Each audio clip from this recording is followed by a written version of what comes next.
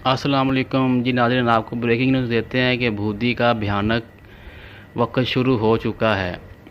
जी नाज़रीन, आपको breaking news देते हैं, बूंदी का भयानक वक्त शुरू हो चुका है। नेपाल, भूटान, बांग्लादेश के बाद अब श्रीलंका ने भी सिर उठा लिया है।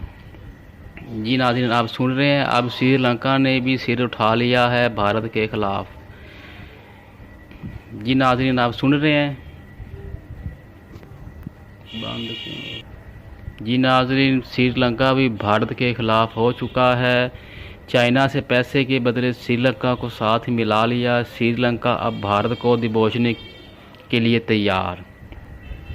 जी नाज़रीन, नेपाल, भूटान और बांग्लादेश के बाद श्रीलंका ने भी अब सर उठा लिया है। भारत की मौत पक्की हो चुकी है अब।